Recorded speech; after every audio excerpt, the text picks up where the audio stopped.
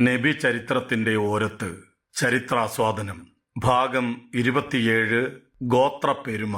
രചന Arif sign. ശബ്ദം നൽകുന്നത് ആറാട്ടുപുഴ ഹക്കിം ഖാൻ. ഗോത്രപ്പെരുമ.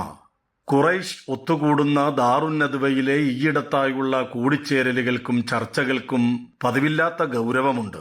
പ്രവാചകൻ സല്ലല്ലാഹു അലൈഹി വസല്ലമയുടെ പിതൃവ്യൻ അബൂലഹബും അബൂജഹലിന്റെ പിതൃവ്യൻ വലീദ് ബിൻ മുഗീറയും അടങ്ങുന്ന ഖുറൈശി പ്രമുഖരുടെ സംഘം അടക്കിപ്പിടിച്ച സംസാരത്തിൽ ഏർപ്പെട്ടിരിക്കുന്നു. മുഖത്തെ വലിഞ്ഞു മുറുകിയ പേശികൾ പറയും സംഘാംഗങ്ങൾ എന്തുമാത്രം വ്യഥിതരും വ്രണിതരുമാണെന്ന്. ഗാഠമായ ശോകച്ചവി സദസ്സിനെ ചൂഴ്ന്നു നിന്നു. കൂടിയിരുത്തത്തിന്റെ ഉപസംഹാരമെന്നോണമുള്ള വലീദിന്റെ പതിഞ്ഞ സംസാരം അവർ സാഗൂതം ശ്രവിച്ചു. ഖുറൈശികളെ, തീർത്ഥാടന കാലം വന്നണഞ്ഞുവല്ലോ. അറബ് തീർത്ഥാടക സംഘങ്ങൾ നിങ്ങളെ സമീപിക്കും. നമ്മുടെ ചങ്ങാതിയുടെ കാര്യം അവരും കേട്ടിട്ടുണ്ടാകുമല്ലോ. അതിനാൽ അയാളുടെ കാര്യത്തിൽ ഒറ്റ അഭിപ്രായമേ നമ്മുടേതായി ഉണ്ടാകാവൂ. ഭിന്നതയരുത്. ഒരാൾ പറഞ്ഞത് കളവാണെന്ന് മറ്റൊരാളുടെ വാക്കുകളിൽ നിന്ന് വിദൂര ദിക്കുകളിൽ നിന്നുള്ള അപരിചിതരായ തീർത്ഥാടകർ മനസ്സിലാക്കാൻ ഇടവരരുത്. ഒരാൾ പറഞ്ഞത് മറ്റൊരാളുടെ വാക്കുകളാൽ റദ്ദായി പോവുകയും അരുത്.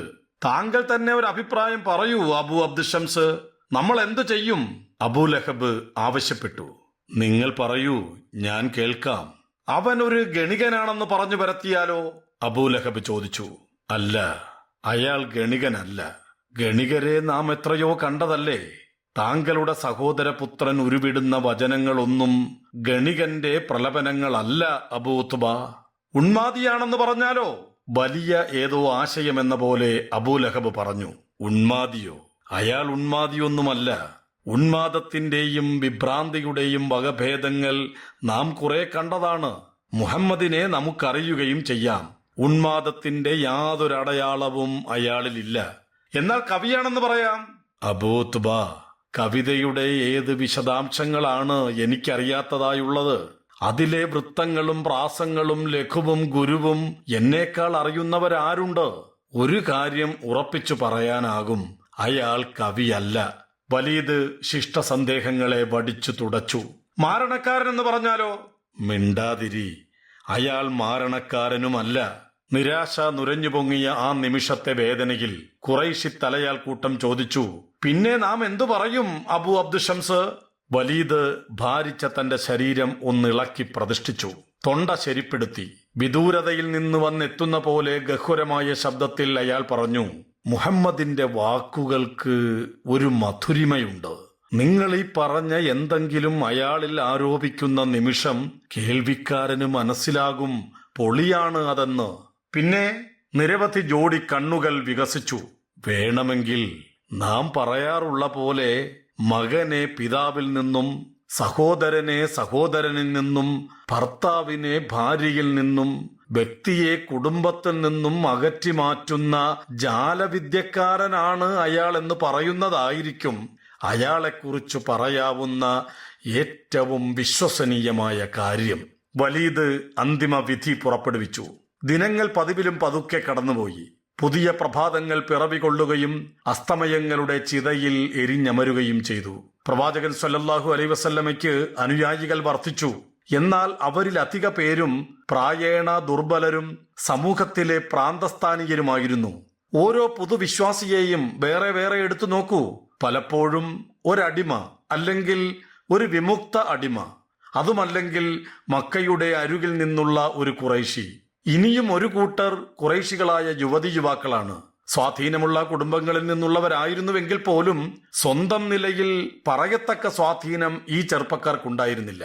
അവരുടെ ഇസ്ലാം ആശ്ലേഷണം പിതാക്കളെയും കുടുംബക്കാരെയും കൂടുതൽ അരിശം കൊള്ളിച്ചതേയുള്ളൂ. മകനെ അഥവാ മകളെ മസ്തിഷ്ക പ്രക്ഷാളനത്തിന് വിധേയമാക്കിയ ഇസ്ലാമിനോടുള്ള അവരുടെ ശത്രുത 10 മടങ്ങ് വർദ്ധിക്കുകയും ചെയ്തു. ഇപ്പറഞ്ഞതിനെല്ലാം അപവാദങ്ങളുണ്ട്. ഔഫിന്റെ പുത്രൻ അബ്ദുറഹ്മാനും അബ്ദുൽ മുത്തലിബിന്റെ പുത്രൻ ഹംസയും അർക്കമിന്റെ പുത്രൻ അർക്കമുമെല്ലാം സ്വാധീനവും പണവുമുള്ള ചെറുപ്പക്കാരാണ്. എന്നാൽ അവരാരും അറബികളുടെ നേതൃത്വത്തിന്റെ ജലപ്പരപ്പിലേക്ക് ഇതുവരെ ഉയർന്നു വന്നിട്ടില്ല എന്നല്ല, അതിനടുത്തുപോലുമില്ല. പ്രവാചകൻ സല്ലല്ലാഹു അലൈഹി വസല്ലമയുടെ മനസ്സിൽ തിരതല്ലിയ പ്രതീക്ഷയുടെ നിശബ്ദ പ്രവാഹം നിലച്ചതേയില്ല. സ്വാധീനവും ശക്തിയുമുള്ള ഖുറൈശി നേതാക്കൾ ആരെങ്കിലും ഉടൻ ഇസ്ലാമിലേക്ക് വരുമെന്ന് അദ്ദേഹം കണക്കുകൂട്ടി, അഥവാ വന്നെങ്കിൽ എന്നാഗ്രഹിച്ചു. പ്രിയങ്കരനായ പിതൃവ്യൻ അബൂ താലിബ് പോലും ഇസ്ലാമിനോട് താല്പര്യം കാണിച്ചില്ല എന്നത് അദ്ദേഹത്തെ നിരാശപ്പെടുത്തിയതുമില്ല. ഇസ്ലാമിനോടുള്ള ഖുറൈശികളുടെ പരാമുഖത അധികകാലം നിലനിൽക്കാൻ പോകുന്നില്ലെന്ന് അദ്ദേഹം കരുതി. ശതഭാസ്കര ശക്തിയോടെ ഉജ്ജ്വലമായി പ്രകാശിക്കുന്ന ഭാസുര വിശ്വാസത്തെ അധികകാലം കൈത്തലം കൊണ്ട് തടുത്തു നിർത്താൻ അവർക്ക് സാധിക്കില്ല എന്ന് അദ്ദേഹത്തിന് അറിയാമായിരുന്നു. ദിവസങ്ങൾക്ക് മുമ്പ് ഖുറൈശി സദസ്സിൽ വെച്ച് ഖുർആൻ വചനങ്ങളുടെ മകരന്ത മധുരിമ അംഗീകരിച്ച് സംസാരിച്ച വലീദിന്റെ പിന്തുണ മുസ്ലിങ്ങൾക്ക് ലഭിച്ചിരുന്നുവെങ്കിൽ എന്ന് നബി ആഗ്രഹിച്ചു. മക്കയിലെ പൗരപ്രമുഖനും എണ്ണം പറഞ്ഞ ധനാഢ്യനും സഹൃദയനുമായിരുന്നു മുഗീറയുടെ മകൻ വലീദ്. അദ്ദേഹം പൊതുവിശ്വാസം സ്വീകരിച്ചിരുന്നുവെങ്കിൽ ആലംബം തേടുന്ന മുസ്ലിങ്ങൾക്ക് അത് ശക്തമായ താങ്ങും കരുത്തുമാകുമായിരുന്നുവല്ലോ. മഖ്സൂം വംശത്തിന്റെ നേതാവെന്ന നിലയിൽ മാത്രമല്ല വലീദ് ശ്രദ്ധേയനാകുന്നത്, ഒരു കണക്കിന് ഖുറൈശികളുടെ അനൗദ്യോഗിക തലയാൽ കൂടിയാണ് അയാൾ. സർവോപരി മറ്റുള്ളവരെക്കാൾ തുറന്ന മനസ്സാണ് അയാളുടേത്. ഒരു ദിവസം നബി സല്ലല്ലാഹു അലൈഹി വസല്ലമയ്ക്ക് അദ്ദേഹം ദീർഘനാളായി കാത്തിരുന്ന അവസരം വീണുകിട്ടി. ഒഴിഞ്ഞ ഒരിടത്തിരുന്ന് വലീദുമായി അദ്ദേഹം സംസാരിക്കുന്നു. പുറത്തേക്ക് എന്തൊക്കെ നാട്യങ്ങളുണ്ടെങ്കിലും പ്രജ്ഞയുടെ വാതിലുകൾ കൊട്ടിയടച്ചിരുന്ന വലീദ് പക്ഷേ താനെല്ലാം ശ്രദ്ധയോടെ കേൾക്കുന്നുണ്ടെന്ന് വരുത്തി തീർത്തു. നിരുന്മേഷത്തിന്റെ മൂടൽ മഞ്ഞ് അയാളെ ചൂഴ്ന്നു നിന്നു. അന്നേരമാണ് അന്ധനായ അബ്ദുള്ള, ഉമ്മു മക്തൂമിന്റെ പുത്രൻ അബ്ദുള്ള അവിടെ എത്തുന്നത്. അടുത്തിടെ മുസ്ലിമായതാണ് അയാൾ. പ്രവാചകൻ സല്ലല്ലാഹു അലൈഹി വസല്ലമയുടെ ശബ്ദം തിരിച്ചറിഞ്ഞ അബ്ദുള്ള അദ്ദേഹം ഇരിക്കുന്ന ഭാഗത്തെത്തി. ഖുർആനിൽ നിന്നുള്ള ചില ഭാഗങ്ങൾ തന്നെ ഓതി കേൾപ്പിക്കണം എന്ന് അദ്ദേഹം നബി സല്ലല്ലാഹു അലൈഹി വസല്ലമയോട് ആവശ്യപ്പെട്ടു. സാഹചര്യത്തിന്റെ അസ്വാഭാവികതയെക്കുറിച്ച് അബ്ദുള്ളയ്ക്ക് നല്ല തിട്ടമുണ്ടായിരുന്നില്ലെന്ന് തോന്നുന്നു. അല്പനേരത്തിനു ശേഷം ഓതി കേൾപ്പിക്കാമെന്നും കുറച്ചിട കാത്തു നിൽക്കണമെന്നും നബി സല്ലല്ലാഹു അലൈഹി വസല്ലം അദ്ദേഹത്തോട് ആവശ്യപ്പെട്ടു. എന്നാൽ തന്റെ ആന്ധ്യം സാഹചര്യങ്ങൾ നേരാവണ്ണം മനസ്സിലാക്കുന്നതിന് അബ്ദുള്ളയുടെ മുമ്പിൽ വിലങ്ങുതടിയായി.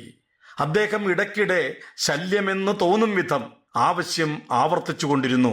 പ്രവാചകൻ സല്ലല്ലാഹു അലൈഹി വസല്ലമയുടെ നെറ്റിയിൽ നീരസത്തിന്റെ ചുളിവുകൾ തെളിഞ്ഞു. വലീദുമായുള്ള സംഭാഷണത്തിന്റെ അനുസ്യൂതത മുറിഞ്ഞു. വാസ്തവത്തിൽ അബ്ദുള്ളയുടെ ഇടപെടൽ സംഭാഷണത്തിന് കാര്യമായ ക്ഷതിയൊന്നും ഏൽപ്പിച്ചിട്ടുണ്ടായിരുന്നില്ല. പ്രവാചകൻ സല്ലല്ലാഹു അലൈഹി വസല്ലം കരുതിയിരുന്നത് പോലെ മറ്റു ഖുറൈശികളെക്കാൾ തുറന്ന മനസ്സുള്ള ആളുമായിരുന്നില്ല വലീദ്. മിക്കവാറും അതേ ക്ഷണത്തിൽ തന്നെ പ്രവാചകൻ സല്ലല്ലാഹു അലൈഹി വസല്ലമയ്ക്ക് ദിവ്യ വെളിപാട് വന്നണഞ്ഞു. അദ്ദേഹം നെറ്റി ചുളിച്ച് തിരിഞ്ഞുകളഞ്ഞു. ആ കാഴ്ചയില്ലാത്തയാൾ അദ്ദേഹത്തിനടുത്തെത്തിയതു കാരണം. വെളിപാട് തുടർന്നു. താങ്കൾക്ക് എന്തറിയാം? അയാൾ ഒരു വേള പരിശുദ്ധി പ്രാപിച്ചെങ്കിലോ, അതല്ലെങ്കിൽ അയാൾ ഉപദേശം ഉൾക്കൊള്ളുകയും അനന്തരം ആ ഉപദേശം അയാൾക്ക് പ്രയോജനപ്പെടുകയും ചെയ്തെങ്കിലോ? താൻ പോരിമ കാട്ടിയവനാകട്ടെ താങ്കൾ അയാളുടെ നേരെ ശ്രദ്ധ തിരിക്കുന്നു. അയാൾ സംസ്കരണം നേടിയില്ലെങ്കിൽ താങ്കൾക്ക് എന്ത്? എന്നാൽ താങ്കളുടെ അടുക്കൽ ധൃതിപ്പെട്ട് വന്നയാളാകട്ടെ അയാളാണെങ്കിൽ ഭയപ്പെടുന്നുമുണ്ട്. അയാളുടെ കാര്യത്തിൽ താങ്കൾ അശ്രദ്ധ കാണിക്കുന്നു. കൃപാനിധിയായ നാഥൻ തന്നെ ശ്രദ്ധിച്ചുവല്ലോ എന്ന അറിവിൽ അബ്ദുള്ളയുടെ കാഴ്ചയറ്റ നേത്രങ്ങളിൽ ലവണബാഷ്പമൂറി. അള്ളാഹു എല്ലാം സൂക്ഷ്മമായി അറിയുന്നവനാണ്. കാട്ടിക്കൂട്ടലുകളും ആത്മാർത്ഥതയും തമ്മിലുള്ള ഒരു വേർതിരിവും അവന്റെ അറിവിൽ അവ്യക്തമാകുന്നില്ല. അതാണ് തുടർന്നു വന്ന ദിനങ്ങൾ നൽകിയ സാക്ഷിമൊഴി. ദിവസങ്ങൾ അധികം കഴിഞ്ഞില്ല. വലീദ് സ്വന്തം മനസ്സാക്ഷിയെ വഞ്ചിച്ച് കുലധർമ്മം നിലനിർത്തി. ധിക്കാരത്തിന്റെ ഉടയാടകൾ സർവ്വതും വാരിച്ചുറ്റി അയാൾ പുലമ്പി, എനിക്കല്ലാതെ മുഹമ്മദിനാണോ വെളിപാട് ഇറങ്ങുന്നത്? ഞാനല്ലേ ഖുറൈശികളുടെ വരിഷ്ഠ നേതാവ്? എന്റേതല്ലേ അവരുടെ കൂട്ടത്തിലെ വിശിഷ്ട വ്യക്തിത്വം? എനിക്കോ ബനു സക്കീഫ് ഗോത്രത്തിന്റെ നേതാവ് അബൂ മസ്ഊദിനോ ആയിരുന്നില്ലേ അത് അവതരിപ്പിക്കപ്പെട്ടിരിക്കുന്നത്? ഞങ്ങളല്ലേ ഈ നഗര ജോഡിയുടെ 2 നേതാക്കൾ? ഔദ്ധത്യത്തിന്റെ മാനം മുട്ടിയ പ്രഖ്യാപനം. എന്നാൽ അബൂജഹലിന്റെ പ്രതികരണം അനുതാപാർഹമായ നിരാശയിൽ നിന്ന് കിളിർത്തതായിരുന്നു. അസൂയ നിരാശയ്ക്ക് ഞൊറി നെയ്തു.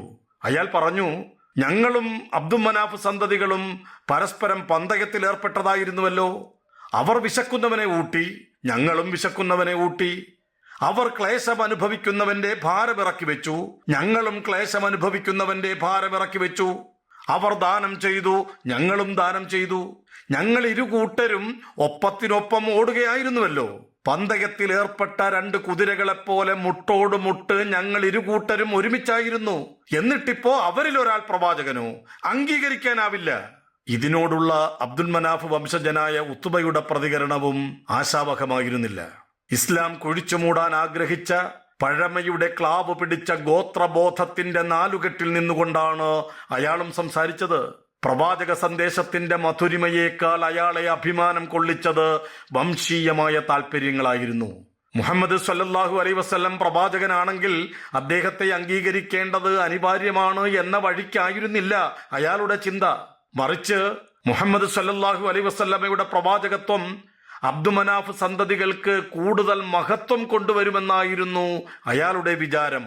ജാഹിലിയ്യത്ത് നിറഞ്ഞ ഭൂതകാലത്തിന്റെ നിധി കാക്കാൻ ഏൽപ്പിക്കപ്പെട്ട ഭൂതത്തിന്റെ മട്ടിൽ അയാൾ മുഹമ്മദ് സല്ലല്ലാഹു അലൈഹി വസല്ലമയുടെ പ്രവാചകത്വ ലബ്ധിയിൽ ദുരഭിമാനം നടിച്ചു. ഒരു ദിവസം അബൂജഹൽ നബി സല്ലല്ലാഹു അലൈഹി വസല്ലമയെ ചൂണ്ടി പരിഹാസം എഴുന്നു നിൽക്കുന്ന വിലക്ഷണ പ്രകടനങ്ങളിലൂടെ മുഖം കോക്രിച്ചു കാട്ടി. കീഴ്ചുണ്ട് പ്രത്യേക രൂപത്തിൽ ചലിപ്പിച്ച് ഉത്തുബ കേൾക്കും വിധം പറഞ്ഞു, അബ്ദുമനാഫ് സന്തതികളെ, അതാ പോകുന്നു നിങ്ങളുടെ പ്രവാചകൻ. ഉത്തുബയുടെ ഗോത്രബോധം ഉണർന്നു. എടുത്തടിച്ച പോലെ അതാ വരുന്നു അയാളുടെ മറുപടി, ഞങ്ങൾക്കൊരു പ്രവാചകനോ രാജാവോ ഉണ്ടെങ്കിൽ നിങ്ങൾക്കെന്തു ഛേദം? രാജാവ് എന്നതുകൊണ്ട് ഉത്തുബ ഉദ്ദേശിച്ചത് മഹാനായ കുസൈനെയാണ്. കുസൈയാണ് മക്കയിൽ തിരിച്ചെത്തി ഖുറൈശികൾക്ക് നിലയും വിലയും ഉണ്ടാക്കി കൊടുത്തത്. മുഹമ്മദ് സല്ലല്ലാഹു അലൈഹി വസല്ലമയുടെ പ്രപിതാമകൻ ഹാഷിമും ഉത്തുബയുടെ പ്രപിതാമകൻ അബ്ദുഷംസും കുസൈന്റെ പുത്രൻ അബ്ദുൽ മനാഫിന്റെ സന്തതികളായിരുന്നു. അബൂജഹൽ ഉൾക്കൊള്ളുന്ന മഖ്സൂം ഗോത്രമാകട്ടെ കുസൈന്റെ പിതൃവ്യ പുത്രന്മാർ മാത്രമേ ആകുന്നുള്ളൂ. ഉത്തുബയുടെയും അബൂജഹലിന്റെയും ഇടയിലുള്ള വാക്കുതർക്കം വ്യക്തമായി കേൾക്കാവുന്ന അകലത്തിലാണ് മുഹമ്മദ് സല്ലല്ലാഹു അലൈഹി വസല്ലമ ഇപ്പോൾ. അദ്ദേഹം നേരെ ഉത്തുബയുടെ അടുത്തെത്തി. ഗുണകാംക്ഷാഭരിതമായ സ്വരത്തിൽ അദ്ദേഹം പറഞ്ഞു, ഉത്തുബ, അള്ളാഹുവിനെ കുറിച്ചുള്ള ചിന്തയല്ല താങ്കളെ അലട്ടുന്നത്, അവന്റെ ദൂതനെക്കുറിച്ചുള്ളതുമല്ല. മറിച്ച് താങ്കളുടേത് മാത്രമായ ചില സ്വകാര്യ താല്പര്യങ്ങളാണ്. അനന്തരം അബൂജഹലിനെ നോക്കി നബി സല്ലല്ലാഹു അലൈഹി വസല്ലം പറഞ്ഞു, അംർ, ഒരു ദുരന്തം നിങ്ങളെ കാത്തിരിക്കുന്നു. വളരെ കുറച്ചേ നിങ്ങൾ ചിരിക്കൂ, ഒരുപാട് കരയുകയും ചെയ്യും. പ്രിയമുള്ളവരെ, നിങ്ങൾ ഇതുവരെ കേട്ടത് നബി ചരിത്രത്തിന്റെ ഓരത്ത് ചരിത്രാസ്വാദനം ഭാഗം 27, ഗോത്രപ്പെരുമ. രചന ആരിഫ് സൈൻ. ശബ്ദം നൽകിയത് ആറാട്ടുപുഴ ഹക്കിം ഖാൻ. ഇൻഷാ അല്ലാഹ് തുടരും.